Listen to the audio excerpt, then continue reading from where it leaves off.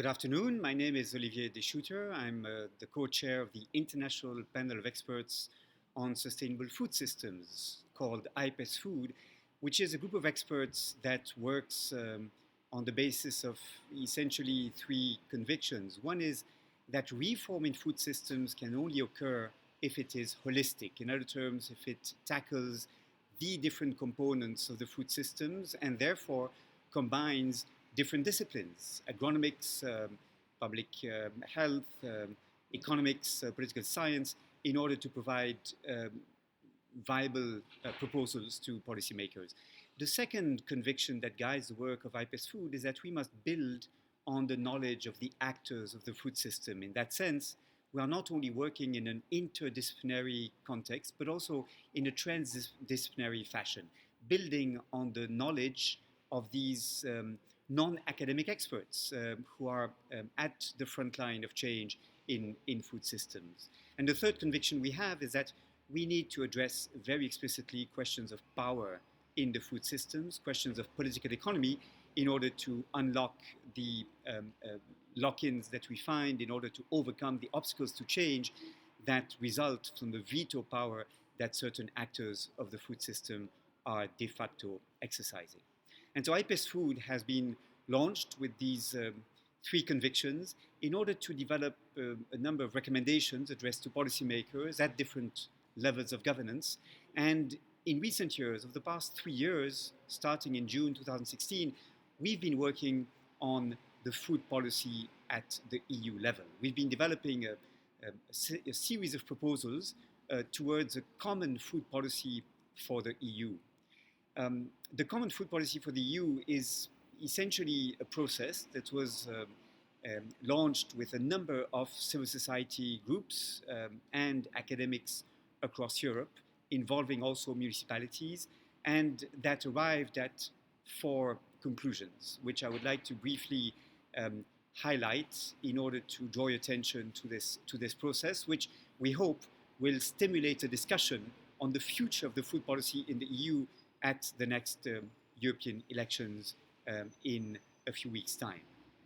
The first conclusion we arrived at is that currently the food policy of the EU is incoherent. We have, in fact, no integrated, comprehensive food policy at EU level. We have, of course, a common agricultural policy, we have a health policy, we have an environment policy, we have a trade policy, we have a rural development policy, we have a policy in area of social protection, but all of these policies are disconnected from one another. They are not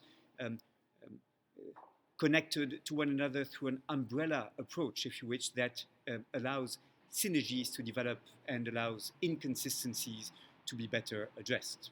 And that results in a series of inconsistencies which now we cannot continue to ignore. For example, we have a common agricultural policy that still provides subsidies essentially on the basis of the surface controlled by the farmers, per hectare subsidies, if you wish, so that the largest farms are prioritized at the expense of the smaller production units, resulting in a very rapid disappearance of the smallest farms across all of the EU and increased land concentration, as well as increased speculation on farmland.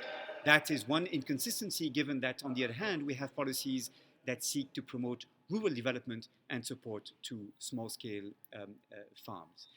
A second example of these inconsistencies is that we try to protect these small farms, but we conclude trade agreements that essentially reward export-led agriculture and expose our farmers in the EU to competition from agricultural products imported from abroad that do not comply with the same environmental standards or do not have to comply with the same social norms. And that exposes our farmers to unfair competition from abroad as a result of this push towards trade liberalization.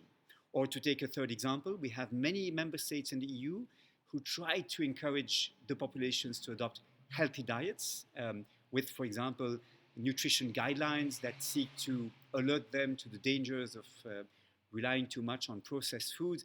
But on the other hand, we have consistently encouraged in the common agricultural policy the production of large scale um, cereals that are inputs for the food processing industry and that result in the shelves of supermarkets providing essentially these processed foods to the population. So um, we do not have a consistent approach. We do not have all these policies converge with one another.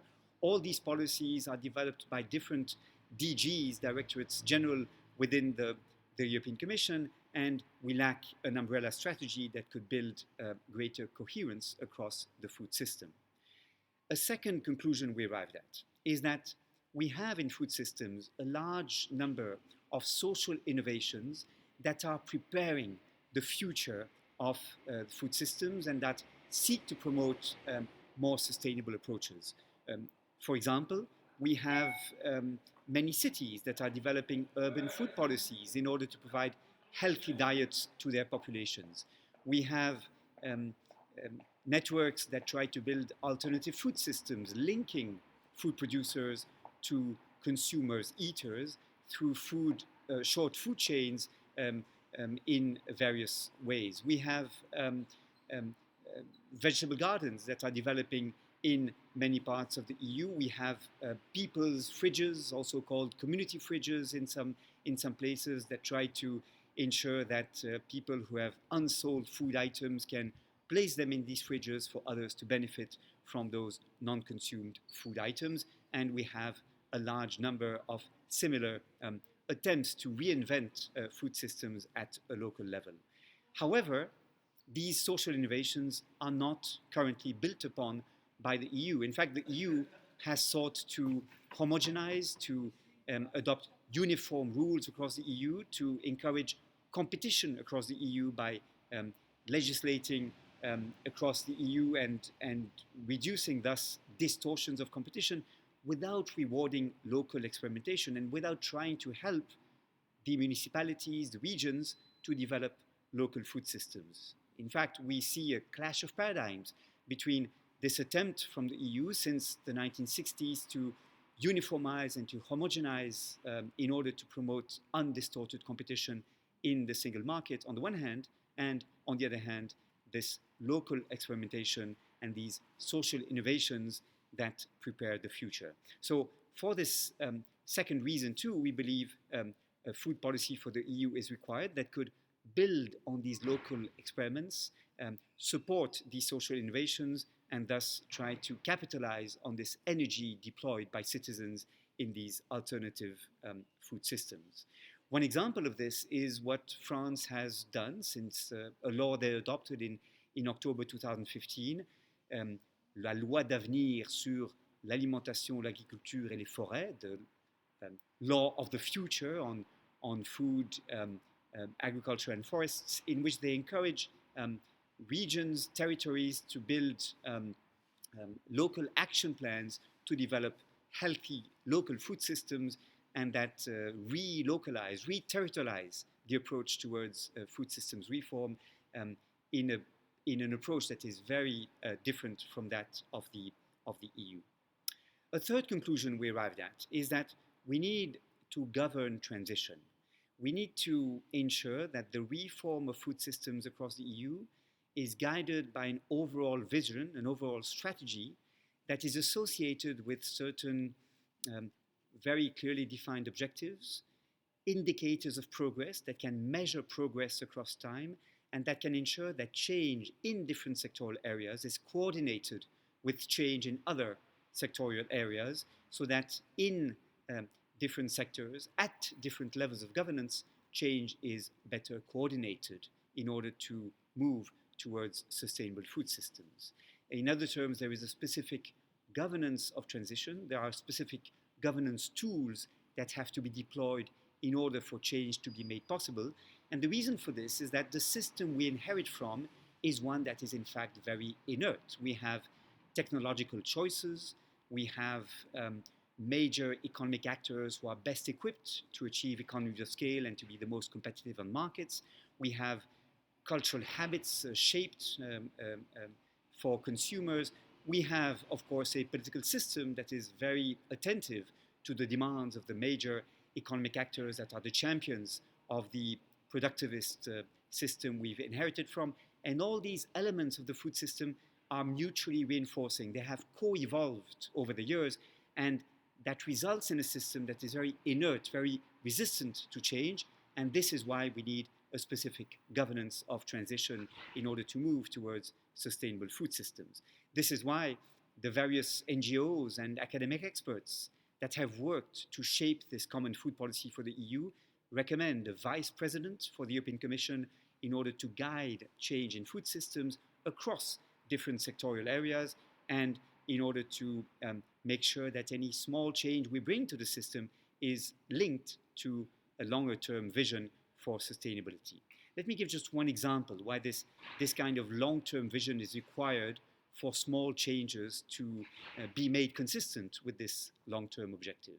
We see in many cities across Europe the growth of agreements between supermarkets, large retail stores on the one hand, and charity organizations on the other hand.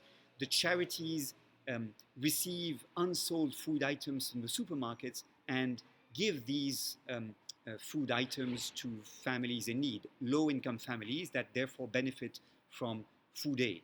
Now, this looks like a fantastic solution, like a win-win-win solution.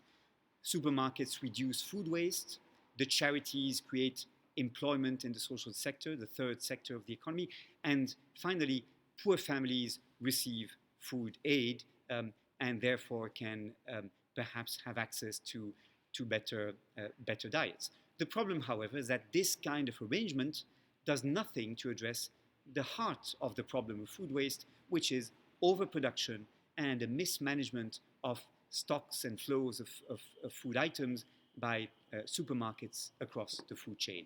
In other terms, such small improvement that look like a good solution should be linked to a long-term vision for change if they do not want to simply legitimize the existing system and delay the need for more structural reforms to take place. Fourth and finally, the fourth conclusion we've arrived at is that we need to democratize food systems in order for them to deliver well-being, in order for them to become more sustainable. We need to ensure that change is not delayed or opposed by the major actors that today dominate food systems. And for this, we need to make the food system more accountable, more transparent. We need decisions to be made not behind closed doors, but instead in the open and by involving civil society groups in shaping alternatives. This is why, in fact, the Common Food Policy Project of IPES Food was shaped through a process of collective intelligence over a period of 3 years, during which we convened a number of policy labs in Brussels and in which we had events taking place in Montpellier, in Milan, in Turin, in Freiburg, in Germany, and we involved a large number of non-governmental organizations, of civil society groups, as well as academic experts in defining the proposals for reform that will compose this common food policy for the EU. And it is for this reason that one of the key recommendations we make in this blueprint for food policy for the EU is to establish a food policy council at EU level, representative of a range of interests that are involved in the food systems across the EU and capable of broadening the political imagination of policymakers and making proposals that have some legitimacy resulting from the fact that they are the result of this dialogue across a large spectrum of actors. In fact, on the 7th of February, the European Economic and Social Committee, which is the institution in the EU that connects civil society groups to the institutions, has convened a meeting which is, if you wish, the zero meeting of this future Food Policy Council for the EU, bringing together all actors across the food chain in the EU and trying to stimulate a discussion as to what the next steps should be in order for the food policy for the EU to emerge and to move beyond the current impasses of the food system we inherit from. I'm very optimistic that in the future, the European Economic and Social Committee, together with the European Parliament and perhaps with some DGs of the European Commission, will be able to join forces in order to build together this vision for a common food policy for the EU, better integrated, better coordinated, more coherent, and capable of delivering not only large volumes of foodstuffs, but also well-being and health. That is at least the objective that the Common Food Policy Project has assigned to the institutions, and I very much hope that this will be at the heart of the next European elections. I would like to thank you again for organizing this important event in London, and I look forward to our work together in the future. Thank you.